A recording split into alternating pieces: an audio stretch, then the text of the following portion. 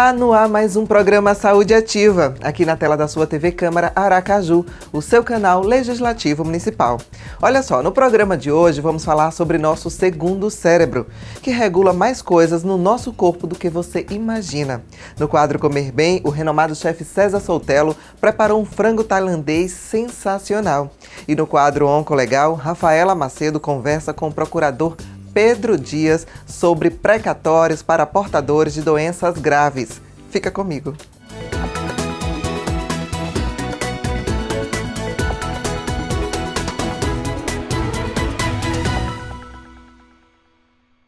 Quase todo mundo é ansioso. Segundo a Associação Internacional de Controle do Estresse, mais de 70% dos trabalhadores brasileiros são estressados.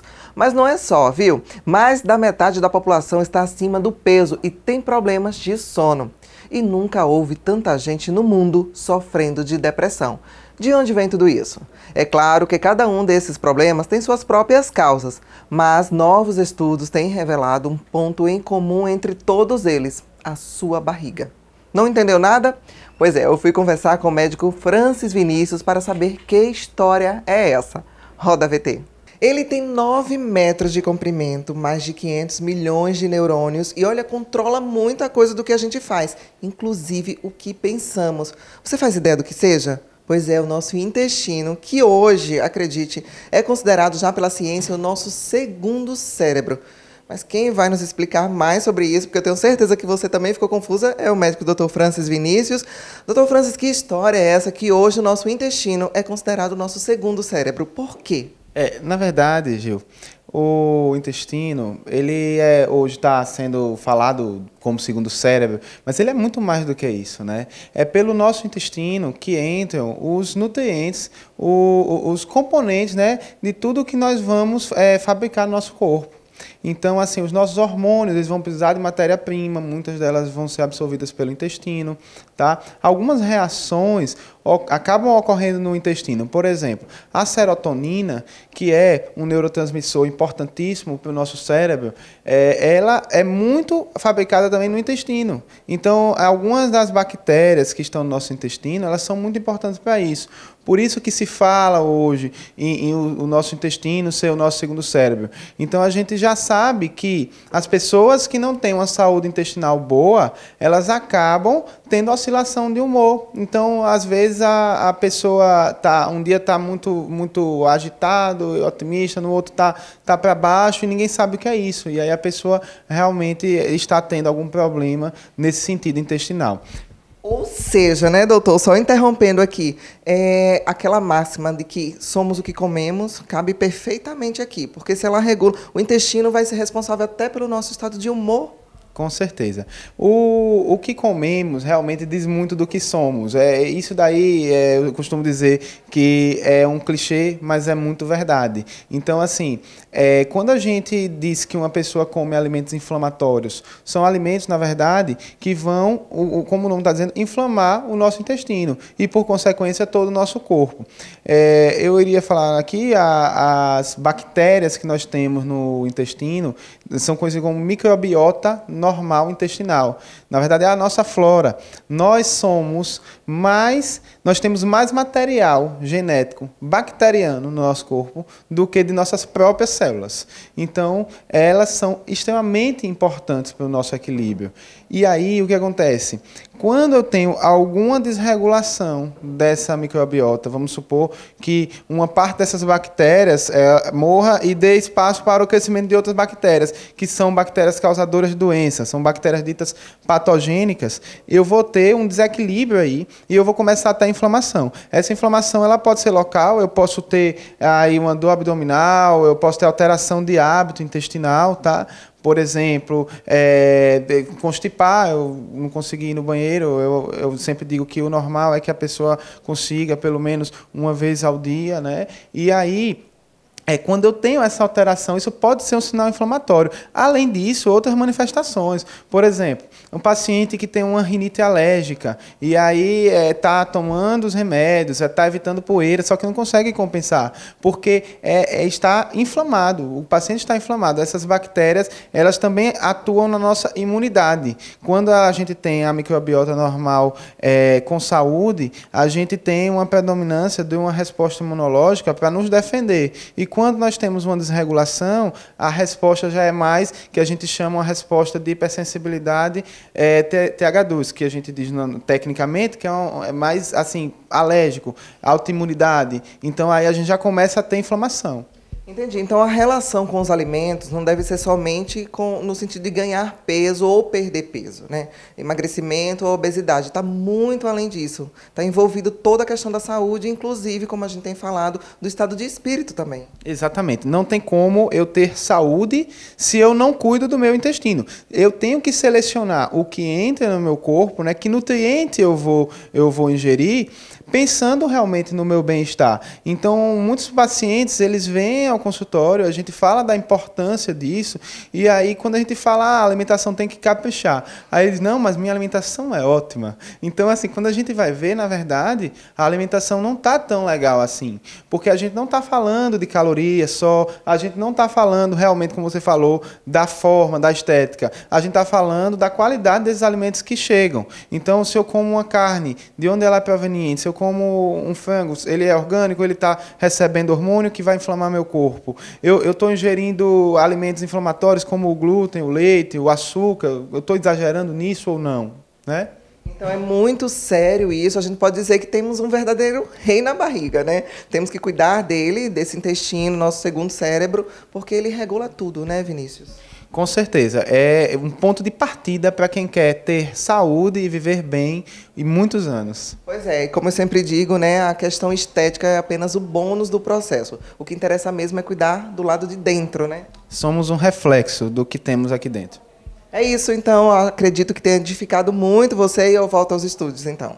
Agora vamos a um breve intervalo e na volta vamos aprender como preparar uma receita tailandesa. Bacana, não é? Então, não sai daí, eu espero você.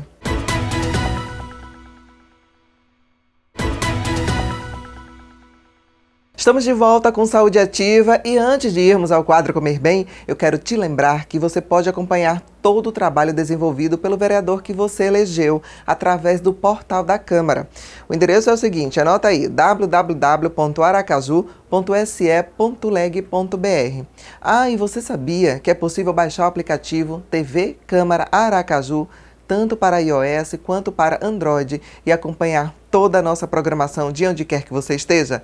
É muito fácil.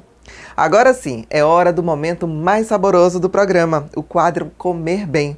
Vamos conferir a receita de hoje? Olha, o chefe César Soutelo, que sempre nos presenteia com seus pratos deliciosos, vai nos ensinar um frango tailandês que, ó, só de falar já estou com água na boca. Vamos conferir? Roda! Olá, Gilmara! Hoje nós vamos aprender uma receita que vem de longe, lá da Tailândia, um país asiático com uma culinária bastante exótica. Mas quem pode falar melhor sobre isso pra gente é o chefe César Soutelo. Tudo bem, chefe? Tudo bem. Que vai ensinar pra gente o green curry de frango. Chefe, como o senhor conheceu essa receita? Então, eu sempre fui apaixonado pela culinária tailandesa, né? Desde a época da faculdade. Mexia um bocado com isso e escolhi agora a Tailândia para ir passar lua de mel e voltei mais apaixonado ainda pela culinária da Tailândia. O que é que eu vou precisar para fazer o green curry? Óleo de soja, um frango cortado em tiras finas, né? A pasta de curry, o green curry, né? Que você vai poder encontrar isso aí em qualquer loja de produtos orientais, né? Também vou passar uma receita aí caseira, quem quiser preparar então, em casa. Então, essa pasta de curry a gente pode fazer ela em casa também? Pode sim, certo. Pode sim. Leite de coco, namplá. O namplá é um molho de peixe, né? A culinária tailandesa tem uma coisa muito engraçada, muito exótica, não se usa sal, né? O namplá já é um molho muito salgado, né? E o curioso é que em vez de usar sal, nós vamos usar açúcar, né? Para balancear essa receita. Porque o molho já vem com Já vem com bastante sal. E o açúcar. Nampla, eu consigo encontrar ele em casas de produtos naturais, orientais também? Também. Você vai encontrar todos esses produtos em carne de produtos orientais, tá? Nós vamos estar usando aqui manjericão e a pimenta dedo de moça, né? Temos que ter um pouquinho de cuidado porque a pasta de curry, ela já é bem apimentada, vai bastante pimenta. E geralmente na Tailândia mesmo, é muita pimenta na comida. Então quem for pra lá já sabe, né? Já sabe, pede sem pimenta, porque sem pimenta já tem pimenta, entendeu? O que é que despertou essa paixão pela cultura tailandesa? Tudo que envolve gastronomia, né, me deixa muito curioso, né? E por ser uma culinária tão exótica, né, me chamou bastante a atenção. Foi algo que eu fui lá agora conhecer de perto.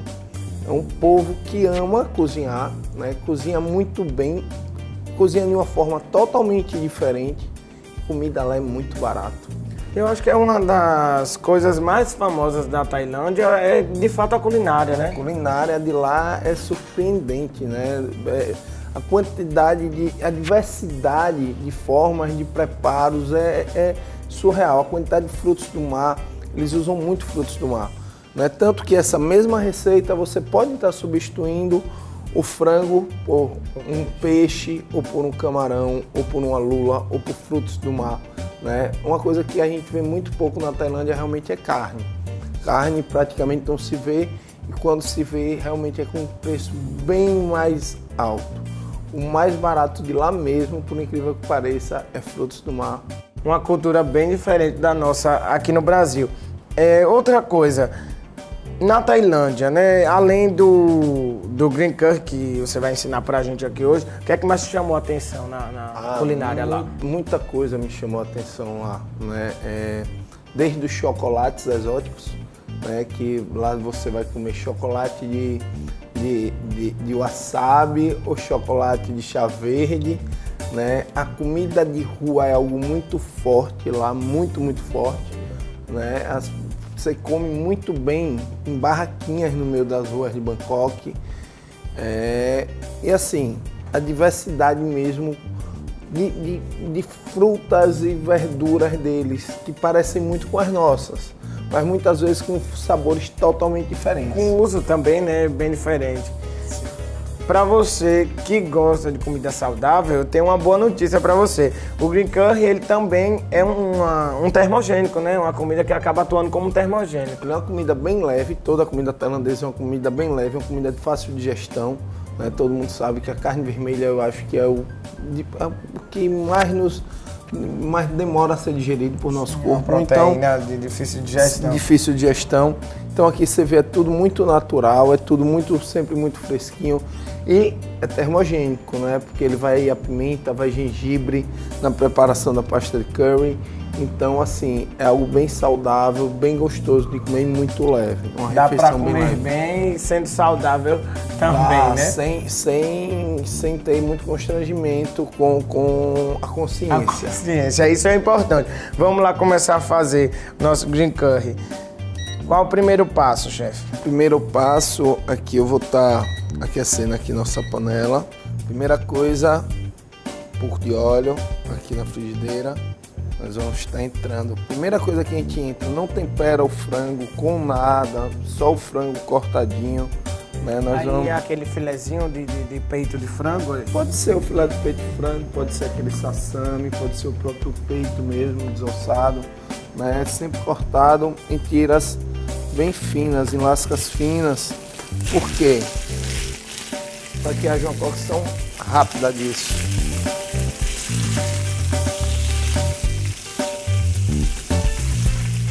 O óleo de soja, ele pode ser substituído por algum outro óleo? Ou vai mudar o sabor? Não. Lá eles usam muito o óleo de soja, né? Mas você pode estar substituindo por azeite, você pode estar substituindo ele por qualquer outro óleo. O óleo de coco, o óleo de coco é muito utilizado.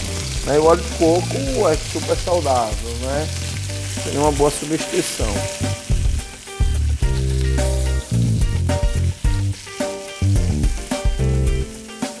Uma porção como essa acaba servindo quantas pessoas? Eu digo que cada 200 gramas de proteína serve 180 gramas uma pessoa. Uma pessoa. Né? Essa, qual a quantidade de frango aqui? Aqui eu usei meio peito de frango.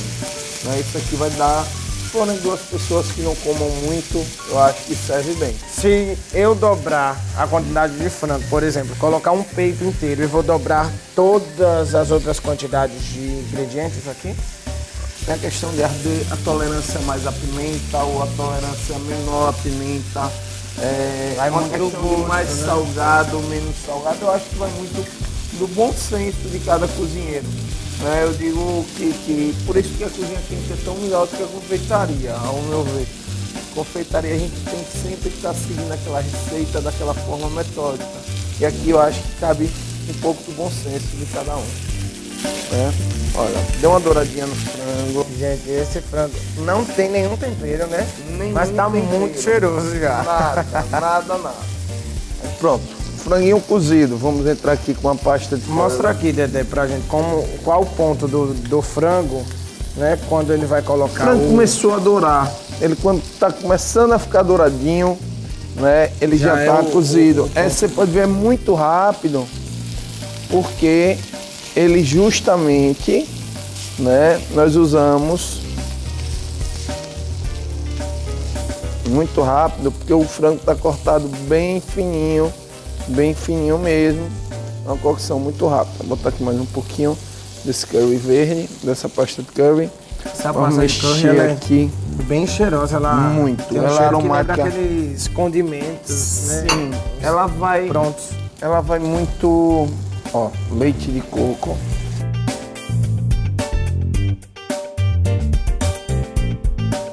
Já vai, Tá com a aparência de um estrogonofe, né? pronto. Um estrogonofe verdinho, né? Tem um pouquinho de cuidado ao usar ele. Ele também tem um cheirinho que não é muito, como é que eu vou dizer, conhecido por nós. Então acaba sendo exótico pra gente, né? Um pouquinho exótico. Né? Nós vamos colocar um pouquinho de namplá aqui. Quem vai dar o salgado desse prato é o namplá. Eu peço muito cuidado a qualquer pessoa que vai fazer isso. Por quê? Porque ele é muito salgado de verdade. Tem que ir Tem que com ir calma, com né? cuidado, com calma. Tá, nós vamos balancear esse prato. Como? Com açúcar. Né? A gente diz que em cozinha tailandesa não se usa açúcar normal. Açúcar normal. A gente ouve muito eles falarem açúcar de palmeira. Açúcar Lá de na palmeira lá na Tailândia. Não. Quando falamos no Brasil em si, e chegando lá eu percebi que é o mesmo açúcar, que eles usam açúcar de cana muito lá nas receitas, sem muito problema, né? Outra coisa que a gente ouve muito falar é na questão do limão, na folha de limão café, tá? Muitas pessoas usam essas receitas e aqui pode ser, eu também percebi que lá, que eles substituem também muito bem, é uma folha de limão normal, de limoeiro mesmo, de um cítrico que eles No colocam green no... curry pode usar Podem a folha de limão? podem colocar. Algumas pessoas colocam, mas geralmente já vai na pasta de curry. Ah, já tá aqui dentro. Já vai na pasta. O senhor falou que ia ensinar pra gente, né, como fazer o curry caseiro. Isso. Geralmente existem diversas receitas, né, de curry. Cada dono de casa na Tailândia prepara sua própria pasta de curry. Eles têm alguns pilões, né, um pilão de pedra onde eles maceram isso. E nós podemos fazer também batendo no liquidificador uma diversidade de coisas. O que? O green curry, por exemplo, vai pimenta verde, vai o talo, a raiz mesmo do coentro bem lavada, aquele talo mais duro do capim santo, coentro, semente de coentro, um pouco de cominho, gengibre, tá? Eles juntam isso tudo. Ele fica numa textura batem. bem homogênea, né? Bem... Isso. Então, depois do namplá, um pouco de açúcar, o que é que a gente vai precisar para Eu gosto de botar um manjericãozinho nele, sempre eu gosto de colocar uns aromáticos nele, né? Umas folhinhas de manjericão na finalização. Aí vem a questão, mais pimenta ou não, né? fica muito a critério de cada um. Lá eles colocam uma pimentinha assim. Eu cortei aqui uma pimenta dedo de moça. Se você gosta de pimenta, então pode caprichar. Lá eu não vou lhe mentir. Tiveram dias que eu sofri um pouquinho para comer os pratos. Muita pimenta. Muita pimenta. Né? Ó, nosso green curry tá pronto aqui, né? Olha como ele fica bonito. Textura muito bonita. Assim, eu vou botar ele aqui. Como ele é servido na Tailândia, né? Ele é servido em algumas cumbuquinhas. Assim. Pronto. Bastante caldo. Ele vem fumaçando assim. Ele sempre vem. É muito cheiroso. Sempre vem com as folhinhas em cima para dar um verde. Uma pimentinha acompanhando. Coisa muito bonito. Da Tailândia. Ficou muito cheiroso, mas eu não consigo relacionar com nenhum outro cheiro. É Né? muito com nenhuma diferente. outra comida da gente para dizer, ó, parece com essa comida, com essa Não comida. parece com nada que a gente come aqui. É um cheiro bem A gente diferente. tenta lembrar, porque como vai pimenta e vai leite de coco, algumas pessoas tentam atribuir a comida baiana. Mas eu lhe desafio e você vai ver que o sabor é bem diferente. Esteticamente ele poderia até lembrar uma muqueca, né? Mas o cheiro não lembra de jeito É nenhum. muito diferente. Vamos provar agora, né? Geralmente, tá, ele é servido com arroz branco, normal. Lá tem várias diversidades de arroz, né? Geralmente é o arroz tailandês, né, que é servido, ele, que é o arroz jasmim, ele é preparado de várias formas, desde o arroz branco soltinho, o stick rice, que eles chamam que é um arroz meio adocicado e bem grudento, como o fried rice, que é o arroz frito. Mas aqui pra gente pode comer com o Arrozinho branco. branco que vai maravilhosamente bem, até para quebrar um pouquinho a pimenta dele, tá? Certo. Tô curioso, chefe. Vamos lá provar? Vamos sim. Agora vamos para a melhor parte, é claro, que é a degustação, né, chefe? Vou provar essa Vamos ver o comida que você tailandesa. Vou dar a minha impressão.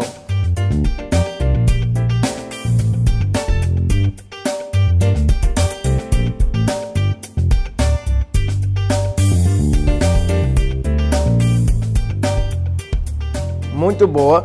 Agora, como eu disse, eu não consigo relacionar com nenhuma outra comida da gente aqui. É um sabor completamente diferente. Eu acredito que o curry dá, né, esse sabor diferente. Curry junto com o molho de peixe, ele leva a gente a um sabor que nós é meio que desconhecido pra gente aqui no Brasil. Eu posso dizer assim, ele bem ardidozinho. E aqui é comida Aqui, tailandesa né? para brasileiro, tá? Porque comida Mas tailandesa lá para é- tailandês, Ave Maria. Chefe, muito obrigado pela receita. Obrigado a você. Parabéns pelo prato, muito bonito.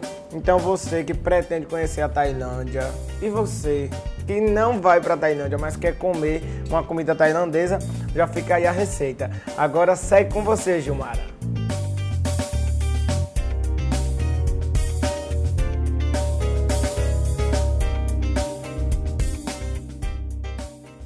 Vamos a mais um breve intervalo e na volta teremos o quadro Onco Legal. É bem rapidinho, hein? Só vou beber uma água, não sai daí.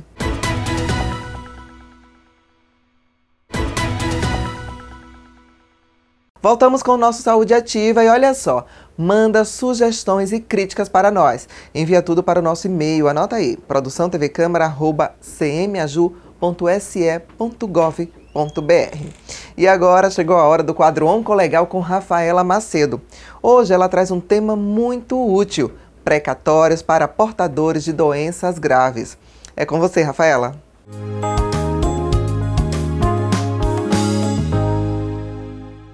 Oi Gil, tudo bem com você? Pois é, hoje vamos falar sobre um tema bastante interessante aqui no Oncolegal. Você sabia que o portador de doença crônica tem direito à preferência nos precatórios? E para falar sobre esse tema, nós trouxemos o Dr. Pedro Dias, ele que é advogado, procurador do Estado, mestre em Direito. Vamos falar um pouquinho sobre os precatórios, Dr. Pedro? Certo. Na verdade, as pessoas que têm o problema de doenças consideradas graves, né, de acordo com a Constituição, ela deixou esse conceito em aberto, né, na verdade, se interpreta esse direito dessas pessoas, desde que elas tenham a mesma cardiopatia, o mesmo problema de saúde que está na legislação do imposto de renda, né? Então, como não tinha algo pronto para essa matéria, adotou-se a legislação do imposto de renda. Então, todas aquelas pessoas que estejam com isenção, né, do imposto de renda, etc. e tal, aquela lista de doenças, essas pessoas terão direito a 3 RPVs. O que é que vai ser RPV? RPVs até 3, né? Não quer dizer que a pessoa tem direito a 3, né? RPV é requisição de pequeno valor, né? Aqui no estado de Sergipe dá em torno de R$ 5.500, R$ 5.600 uma RPV, então seria em torno de R$ 16.000, R$ 16.500. Então, se uma pessoa tem um crédito de 100 mil, vamos supor, contra o estado, ela é uma pessoa está nessa situação, ou seja, tem um câncer, uma cardiopatia grave, essa pessoa tem o direito, já que ela está com precatório, de pelo menos sacar 3 RPVs, ou seja, em torno de 15 a 16 mil reais. Esse direito não é só com relação ao estado de Sergipe, é com relação a todos os outros órgãos, todos os outros poderes.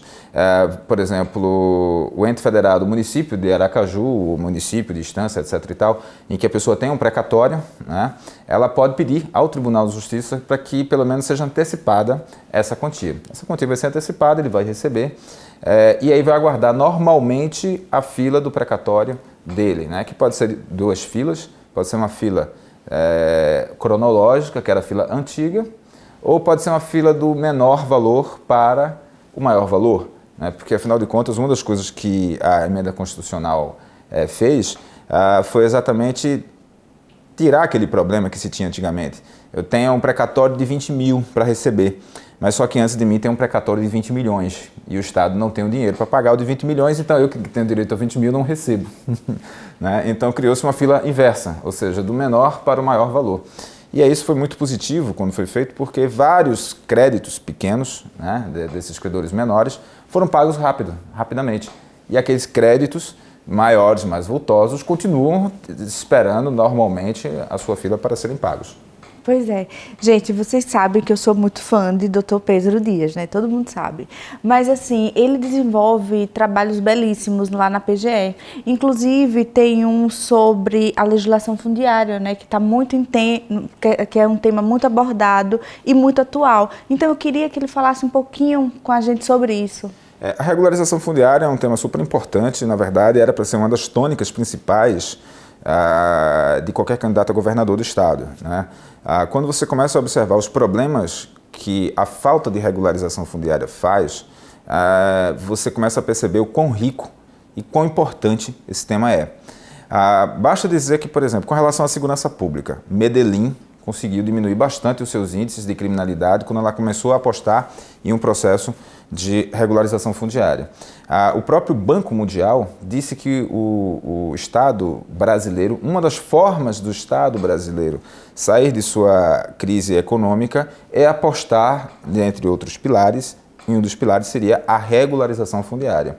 Porque a partir do momento que o sujeito tem aquela casinha, né, dele, e que não tem a regularização fundiária, em que o Estado dá o título a ele, e aqui a gente tem vários conjuntos, é uma estimativa nossa de que só de bens pertencentes ao Estado de Sergipe, de casas pertencentes ao Estado de Sergipe, que estão na mão da população, a gente tenha um passivo de 40 mil unidades para serem regularizadas. Primeira estimativa é essa, pode ser que essa estimativa seja muito maior. E aí você passa a observar que quando você regulariza, o cidadão, vamos supor, ele tinha direito ele queria construir um puxadinho na casa, né? Ele queria construir um puxadinho porque a filha casou e ele não tem dinheiro para comprar outra casa e aí ele não tem acesso a crédito. Mas se a casa passar a existir juridicamente, ou seja, é o título que o Estado dá, é o título que a Prefeitura dá, ele vai na Caixa Econômica, oferece a casa como garantia e aí ele vai no mercado da construção civil, compra os materiais, contrata a mão de obra e aí você tem um aquecimento de toda a economia daquela região, né? E um aspecto importante da regularização fundiária é a questão da saúde também, não só com relação à segurança pública, também com relação à saúde. Os projetos de regularização fundiária, para serem executados no Brasil, eles têm que prever a drenagem das águas pluviais e o sistema de tratamento de esgoto. né? A gente tem alguns processos que a gente fez um assentamento mesmo, a gente produziu uma nova comunidade, que é o caso do Porto Dantas, né? A comunidade do Porto Dantas, ela vivia em que condições? Era em palafitas, era esgoto correndo a céu aberto, menino brincando, criança brincando, pisando no esgoto, aquilo ali tudo traz doença, né? Então, quando você faz um projeto de regularização fundiária, como o Estado fez com Porto Dantas, né, você passa a ter todo o sistema organizado. E aí o índice de doenças naquela comunidade começa a diminuir. Então, esse é um dos aspectos positivos também da regularização fundiária. Não apenas o aspecto econômico, mas também com relação ao aspecto da própria saúde pública. Né? Interessantíssimo, e eu acho que também a prevenção de doenças, como você fala, né? A partir do momento que passa a se oferecer uma melhor qualidade de vida, não é isso?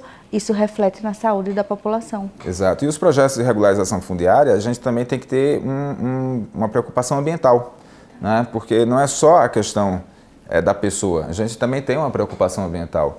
Então, por exemplo, no projeto do Porto Dantas, várias compensações ambientais foram exigidas pela DEMA e o Estado cumpriu essas compensações ambientais. Então, não é apenas o aspecto da pessoa, a gente também cuida do aspecto do meio ambiente. E eu tenho certeza que o que falta, uma das coisas que falta aqui em Sergipe, que deveria fazer parte da agenda de qualquer político, candidato a governador, é o que fazer com um passivo de regularização ambiental e fundiária que tem no estado de Sergipe. Entendi. Sem contar com recursos, né, que vêm também para o estado a partir da regularização, não é isso? Exato. Por exemplo, no Porto Dantas, a gente gastou cerca de 36 milhões para desfavelizar e criar todo um bairro com 580 casas, né? E a gente ainda tem, quando a gente faz um projeto desse, não é só chegar e colocar pessoas nas casas, é colocar as pessoas nas casas, é dar condições de que elas possam exercer o seu trabalho também nessa região e, sobretudo, dar opções de lazer para aquela população, né? A gente está agora na segunda etapa, que é exatamente a construção de algumas quadras poliesportivas, umas áreas de lazer para a população, áreas de convívio comunitário. Então, isso é muito importante, porque não é só você colocar a pessoa na casa, é gerar uma comunidade, é gerar o que a gente chama de uma urbe, ou seja, a pessoa está inserida em um ambiente em que ela vai ter tudo, de certa forma, relativamente próximo a ela. Quais são os lugares aqui no estado como um todo que está? Olha, a gente tem algumas regularizações fundiárias que a gente está levando adiante. Eu faço parte de uma comissão estadual de regularização fundiária. A gente está nas nossas tratativas, né, dentro do estado de Sergipe. O Conjunto Valadares, que está muito próximo da gente ter uma solução. A gente já apontou, inclusive, a solução para o Conjunto Valadares. Você tem o Padre Pedro e o Maria do Carmo. Só aí a gente estima que a regularização fundiária deve dar em torno, talvez, entre 6 a 7 mil unidades residenciais apenas nessa região. E se você for observar, é toda uma comunidade imensa, né, que as casas não existem juridicamente. E é necessário que essas casas passem a existir juridicamente para que toda aquela região ali passe a sofrer os efeitos positivos da economia, né? Ou seja, embora o estado de Sergipe já tenha feito no passado a parte da regularização urbanística, ou seja, a gente jogou o esgotamento sanitário, fez a drenagem das águas pluviais, mas a gente não deu título à população. Então, quando a gente der o título, aí você passa a ter o efeito econômico da regularização fundiária, que é super importante até mesmo para o desenvolvimento das atividades do comércio dentro do estado de Sergipe. Doutor Pedro, e outras cidades aqui no estado de Sergipe que também estão sendo regularizadas? Na verdade, a gente tem algumas situações aqui no estado de Sergipe que precisam de uma demanda de regularização fundiária. A gente tem o município de Barra dos Coqueiros, que tem uma demanda grande para a regularização. Temos conjuntos habitacionais lá que foram feitos pela população, né? Foram feitos espontaneamente pela população, que aqueles ali precisam de uma regularização. Você tem a Praia do Saco, hoje, lá em instância, que precisa também de uma regularização fundiária. A legislação previu essa possibilidade, expressamente previu essa possibilidade. Apenas para você ter uma ideia, existe uma discussão muito grande para saber se apenas a população de baixa renda tinha direito a suprimir vegetação de APP em processos de regularização fundiária. E essa dúvida já foi extirpada com essa legislação nova. Ou seja, qualquer comunidade que tenha uma certa quantidade de pessoas, que é o caso da Praia do Saco, elas podem ter projetos de supressão dessa vegetação, desde que faça as devidas compensações ambientais. E uma das preocupações ali da Praia do Saco, que tem um processo judicial sobre isso, tratando sobre esse assunto, é a questão do esgotamento, que é uma preocupação válida, é a questão do esgotamento sanitário, que os moradores, por conta da decisão judicial, estão fazendo as suas fossas, que a gente chama fossa selada, ou seja, eles fecham a fossa, né, toda de cimento, e vem depois um caminhão, né, de esgotamento, e de tempos em tempos ele vai lá e faz a retirada desse material. Entendi. E na Barra dos Coqueiros também tem muitos condomínios novos, não é isso? Que a gente vê, olha, tem que deixar X área de preservação ambiental, por exemplo, tem todo um planejamento, né, dos condomínios novos. Exato, eu particularmente eu acho que condomínios muito grandes, né, como a Barra dos Coqueiros está fazendo, pode gerar problemas para a cidade no futuro. Né? Quando a cidade começar a crescer de verdade, em primeiro lugar, condomínio muito grande, ele traz o problema de segurança para quem está do lado de fora. Porque uma cidade vive, né? Imagine você a Avenida Paulista, em São Paulo. Então você tem ali uma cidade que vive, né? Ou seja, você tem prédios, né? Que às vezes é residencial em cima e comercial embaixo, mas você tem calçadas, onde a população entra numa loja, entra numa cafeteria, etc. e tal. Então tem muita gente circulando ali. A partir do momento que você coloca condomínio só com paredões fechados, a cidade morre ao redor. Né? E aí, como ela morre ao redor, facilita o quê? Termina facilitando o surgimento de assaltos, né? Porque começa a ficar mais deserto, quem está andando ali pelo redor, quase não tem gente andando, circulando por ali. Então são coisas que precisam ser repensadas no município de Barra dos Coqueiros, porque a gente vai começar a ver problemas para o futuro do município. E outra coisa também que tem ali, que talvez fuja um pouco aqui do tema, é a questão do arruamento. Né? Você está tendo muitos condomínios sendo feitos com ruas pequenas, né? E isso vai gerar problemas de engarrafamento para o futuro. Gente, um prazer, né, estar com o Dr. Pedro aqui. Seja muito bem-vindo sempre. Você sabe que a gente tem temas assim muito especiais, muito profundos para discutir aqui. Então já está convidado para o próximo, né, gente? Tá, já estamos à disposição. Ainda bem. Pois é. E se você quer contar a sua história aqui no programa, entre em contato com a gente através do e-mail e venha para cá. Não deixe de contar a sua história de superação, de luta, porque vai servir de testemunho para muitas, edificar a fé e a vida de muitas outras pessoas. Gil, amor, segue com você.